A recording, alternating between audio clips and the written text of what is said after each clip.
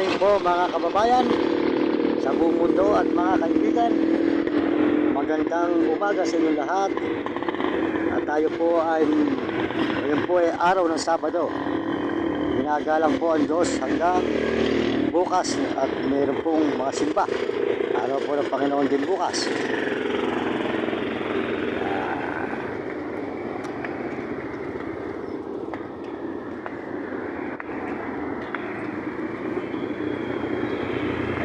Medyo mainit at kami po ngayon yung mga nakasilong ng aking mga alagang aso. Ayan po sila at mga natutulog. Ayan. Mas masarap pong kasama yung mga aso, babantayan ka at hindi ka pababayaan. Kaya sa mag-alaga ka ng tao, ikaw po ay lulukohin. At damukha po nung gumawa po sa akin ng mga chikas na una, nakita po niloko tayo kababayan dahil po tayo hindi nakatapos. Pero may Diyos po na naglalagay po ng tama sa atin kung ano man po ang ating ginagawa. Siya po ay hindi na tayo pababayaan at siya po tayo gagabayan ng Panginoon. Bibigyan din po tayo ng tao makakatulong sa atin mga kababayan. Maraming salamat po sa inyo lahat. Tulong.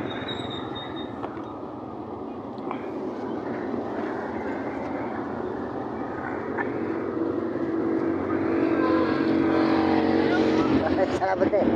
Ito, maraming salamat ha. Pakainin niya yung aso niyo eh. Oo, kapabili lang po ng kanin tsaka ulam eh. Ha? Napapakain lang.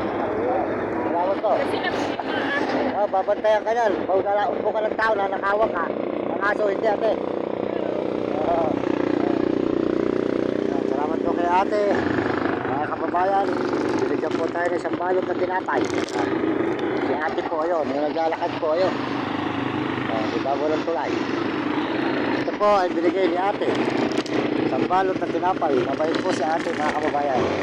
Maraming salamat po kay ate na nagbigay po ng tinapay. Salamat po kay ate. Salamat din po sa Panginoon Diyos dahil po ang Diyos. Kaya nga po nyo, pagkaluban tayo ng tinapay, isang balot.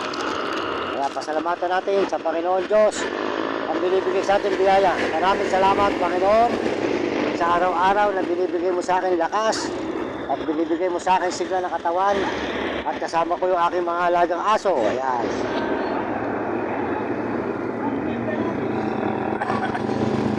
Okay, ito po tinapay na ito may bibigay natin sa tao na kailangan ng tulong.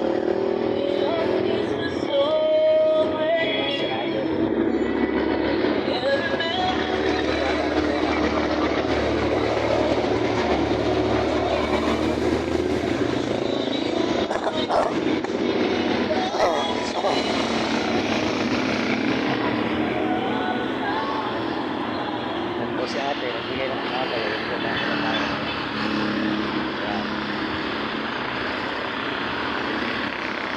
Yan po yung nagbigay ng tinapay, yung naglalakad po mga kababayan. Kaya salamat sa Panginoon. At salamat po sa lahat ng mga sumusuporta po sa akin dito sa may Candaba sa Tulay, kahit ng mga tinapay at mga barya-barya. Ngayon po, ay ako po yung makakaipo ng pambili ng bigas. Makabili lang po ako ng 5 kilo. Saka po ulam at lang po may maayuwi ako sa aking nanay. Kasi po umalis po ako wala po silang kabigas-bigas. Kaya po nangyayari po nanghihingi lang po muna sa kapitbahay ang aking magulang ng bigas. Nanghihirap. Kaya po kami mahirap lang po mga kababayan. Mahirap po, mahirap talaga.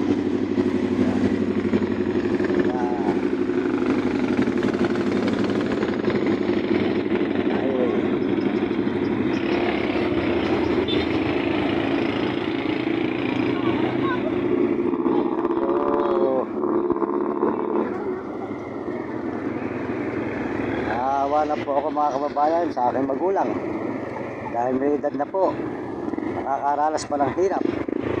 Kaya po yung aking magulang, pag ako ay pinagpala ng Diyos, magpapasarapin ko po ang kanyang buhay, kakain sa lagi na may ulam.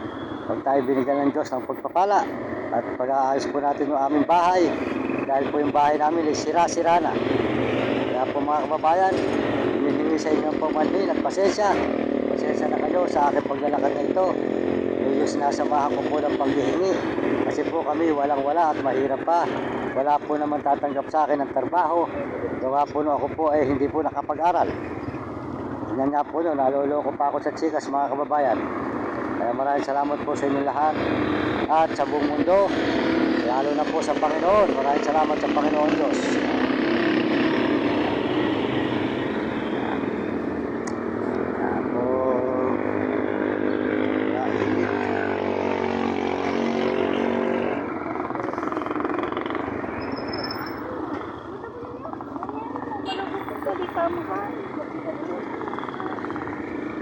Po, ito po ay maraming mga naglalakad dito sa tabi. Ayan.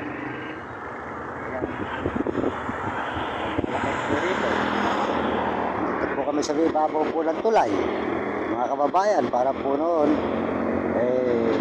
nakalesa lang po. Ang pambili po ng bigas, ang pambili ng ulam. Wala pong kumikita sa amin. Kasi po, ang kapatid kong bunso ay hindi rin nakakapagtrabaho. Gawa po siya hindi rin nakapag-aral. Kaya po siya pinag-aaral lang yung kanyang anak na mabuti, si Eremay. Kaya po sana mga kababayan, dumating po sa akin ang papapala para po mahango ko mga mahal ko sa buhay at mahango ko po ang mga ibang tao at matulungan ko mga ibang tao na kailangan ng tulong. Salamat po sa inyo lahat. Sa buong mundo. Maraming salamat sa buong mundo at Panginoon Diyos.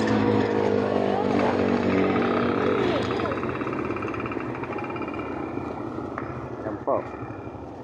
Kapapa po ng ating mga aso. Hindi, yan po ay butot. Nakakain na ngayon. Yung pong kinita ko, binili ko na po ng pagkain namin. Yan. Maraming salamat po sa suporta nyo. Mga kababayan, salamat po sa inyong mga suporta at salamat po sa mga pagtingin nyo sa akin channel at sumusuporta sa akin. Maraming salamat. At pasensya na po sa mga nagme-message. Kasi po hindi tayo marunong mag-message. Kaya pasensya na, humihingi na po si Mang Mario Mendoza Vlog.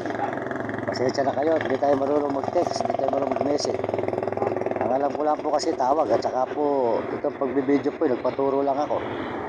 Yan, salamat po sa inyo. Hihingi po ako ng paumanhin sa inyong lahat. Salamat din po sa mga suporta ng mga Amerikano, mga Amerikana at mga Chinese at Tapon at mga Negro at Arabo. Maraming salamat po at saka po mga kababayan natin sa buong Pilipinas. Maraming salamat po sa kapwa natin Pilipino. At salamat po mga kabataan. Paalala lang sa inyo sa buong mga kabataan. Kaya mga kabataan, mag-aral kayong mabuti para maganda ang inyong kinabukasan. Sumunod kayo sa inyong mga magulang, huwag kayo magiging pasaway. At pakinggan nyo ang tinuturo ng inyong guro para nung kayo ay matuto at hindi kayo maging tanga. Pagkamukha dumating ang araw na tingnan nyo ko, tanga ako ngayon kasi hindi ako nakapag-aral. Kaya yung gumawa ng mga una kong chikas at hindi pa po iba sa akin, sana po nawawala po talaga ang pagkakamag-anak pagdating sa pera, mga kababayan. Kaya po yung mga unang gumawa ng chikas ko na yun, pero bahala na po sa kanila ang Panginoon, dahil may padala po pala ang mga ibang tao. Tapos po hindi ko nalalaan, sila lang po ang nakinabang. Kaya pag mahirap po talaga hindi marunong. Ngayon po ito, pinagawa ko po ito ulit sa aking pamangkin. Kaya po ngayon, yan po, makikita po nyo ito, okay na po ito. Wala na pong problema itong chikas natin. Ngayon po, siguro naman hindi tayo lolokohin po nung gumawa nito. May takot naman po siya sa Panginoon. At kung sila po ay hindi naman nila ako lolokohin, hindi naman po natin sila pababayaan hanggang tayo nabubuhay po tayo pagpapalay. Kaya sila po ay mga po iba, mga nasisilaw sa kauntang pera, hindi nila inisip po ako tutulungan nila at ako hanggang sa ako'y buhay ay sila ay aking susuportahan, ay aangat din po ang buhay nila po ako'y pagpapalay. Pero nasilaw po sila pagkalapit. Kaya bahala po ang Panginoon Diyos sa kanila. Masalamat na lang po tayo sa mga paabot sa atin at pinatanggap. Nagpapasalamat ako sa inyo at sa Panginoon Diyos. Salamat sa Panginoon at tinuturo naman sa atin ng Panginoon ng tama at tao makakatulong sa atin. Maraming salamat po. dalawa. Tutulog na.